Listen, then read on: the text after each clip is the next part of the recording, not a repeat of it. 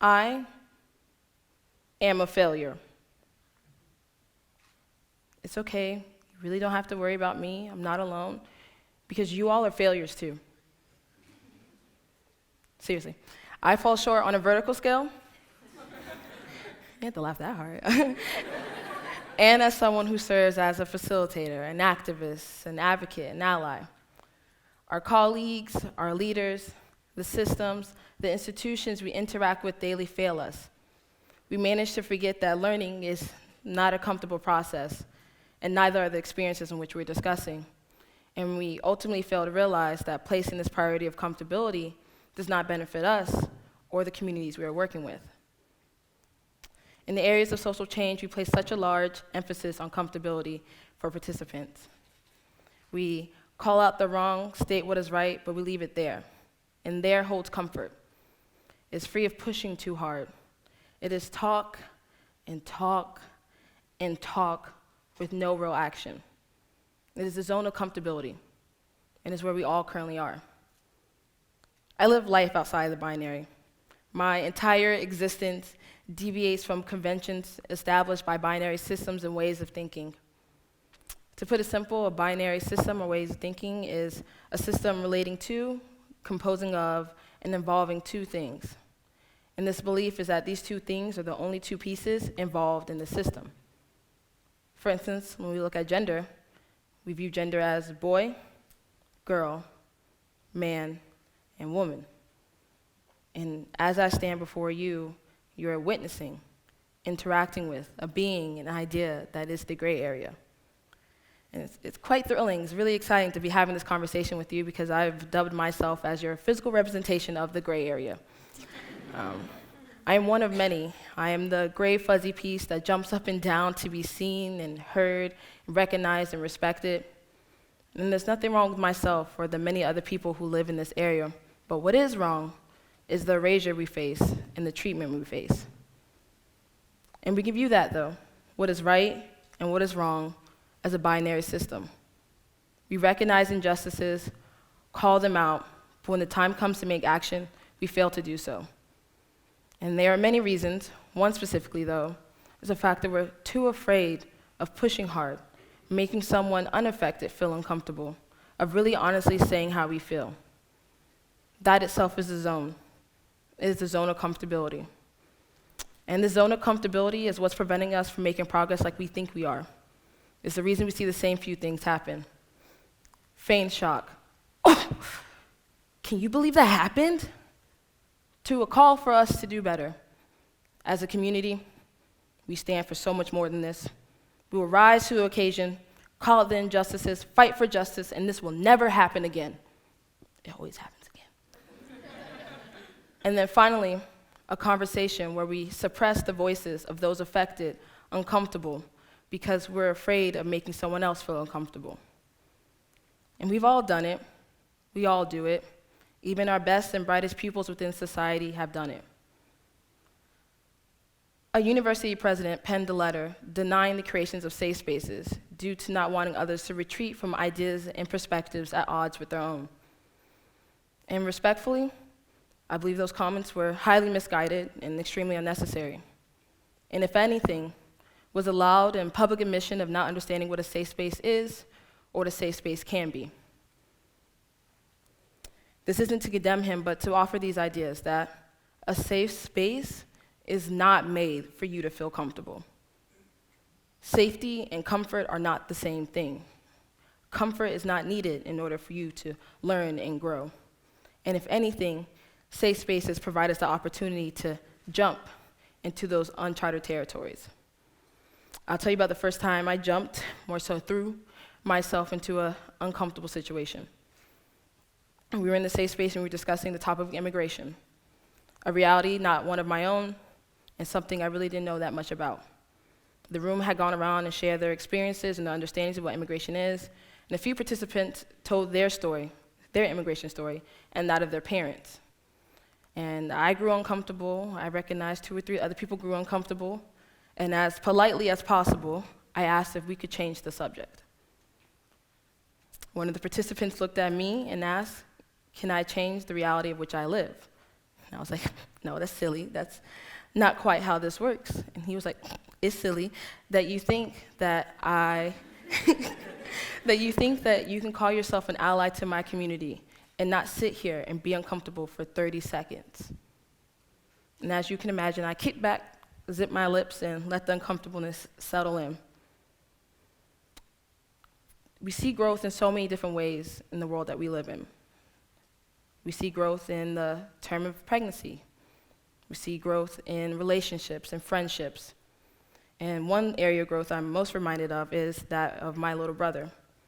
And we were younger, my older sister and I, Olivia, witnessed Isaiah growing out of shoes and clothes at a very fast rate. There would be times where my mom would buy him a pair of shoes, and the next week he would have grown out in them. There were times we'd have to wear a pair of shoes that was a size too small. Or he went through this awkward phase of being in the boys section and the men's section. And the most heart-wrenching moment is when we had to take his cape away from him and tell them he was a little too grown to be running around calling himself Super Isaiah. And after all those years of tension and trying to understand his height and going with that uncomfortableness, Isaiah now stands at 6'4.5", and has benefited him in the sense he's a really great ball player. And for me, I've been able to learn about the works of comfortability or not having comfortability within growing. We have to understand that as activists and advocates, facilitators, we fall, we wobble, we trip up all the time. This work isn't easy, but when we take the initiative and learn about these processes and understanding different people, we're able to make ourselves and our communities better. I need you all to know that I am not perfect. I am not all-knowing. I'm young. I have a lot of life left to live, lessons to learn, realities to face. But what I can stand true to is that comfortability does not come overnight. Over the years, I have found myself in many situations or conversations where I was afraid of pushing too hard for fear of making someone else feel uncomfortable, or living and dying by this idea of respectability politics to be seen as valid, to fit in. And I would be lying if I said this wasn't a moment right now. I've allowed others and their inability of leaving their comfort zone determine the way I view and treat myself, and determine the way I do the work for people in their communities. I've allowed comments such as, "You're a good Black person," or "You're not like those people," or "You're so educated and passionate and not emotional and aggressive like the rest," become compliments, instead of seeing them and addressing them as the microaggressive insults that they are. And they served as a driving force to keep me in my zone of comfortability. And this part may not be the most comforting part of my talk, but I promise you it'll be just fine, because hearing this is not nearly as bad as having to experience this. And it's that I've found myself subscribing or catering to the ideals of an institution that was never ideally for me. And that meant straying from my most authentic self to be seen in the light that is pleasing to the wrong people not in my community, and not for my cause. When we ask community members, advocates, activists, facilitators to adhere to a notion of comfortability at the sake of an institution, we are doing more harm than we are doing good. We are not dismantling these systems, and we forfeit the right to call ourselves engagers of differences, a fighter of all rights, champions of diversity. When we do this, we're not being fair. We're not being authentic. And that's not why we do this work. It's just why I don't do this work. Daily, I interact with marginalized communities and discrimination. And even with my marginalized identities and discrimination I face, I am able to recognize the privileges I do have. For one, I attend a four-year university.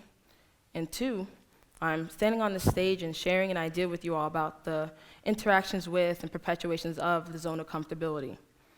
This may be an example of me leveraging my privilege, but at times I still too fall short.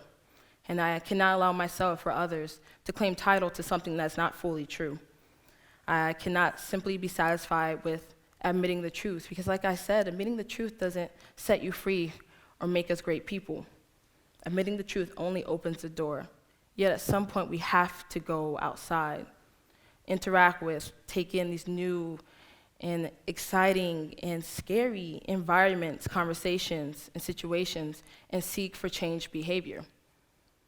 Imagine allowing someone to apologize again, again, again, and again for the same thing, and no behaviors have changed. What good is that apology? What does that apology really mean? What does this all really mean? It means being in a new environment, partaking in a new activity is thrilling.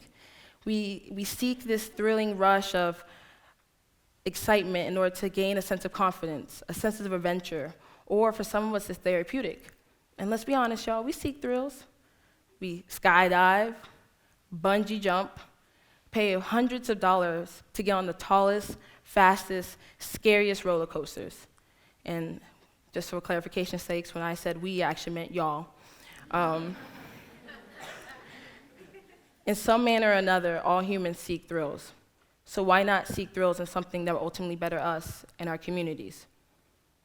We participate in potentially life-threatening activities. So why can't we participate in an activity that will better a life, better a community? I know I'm painting thrill-seeking as something that's fun and exciting and prideful, because it is, but we should recognize that this is real life with real life ramifications. One conversation, one moment of intervention, not having a conversation, not intervening, can potentially be life-changing. I know this isn't easy, trust and believe me, but I recognize that we have this baby syndrome. It's like when we're watching a baby learn how to walk for the first time. We see that they fall and they wobble, and they may refer back to crawling because it's what they know best. And as us watching babies learn how to walk, we freak out when they fall or they wobble. And we scare them, and they think they've done something wrong, and now they're like, oh no, I don't want to do that. And when they start to crawl again, we breathe a sigh of relief because we know they're safe. We have to stop doing this baby syndrome with each other if we're going to do this work that we care so much about. Because right now, either we're crawling or we've let someone crawl past us. Encourage them to come back up and open the door. Because I promise you, when you do, there's so much more to experience outside of your zones. I challenge you to challenge yourselves, your peers, the institutions, your schools, your leaders, your friends, whoever. Challenge this zone that we've created, this binary way of thinking we've made within our areas of social change. And jump. Jump headfirst, dive into this work. It's rewarding and it's worth it. And honestly, I jumped at the beginning of this talk, and I'm waiting for you to jump with me. Thank you.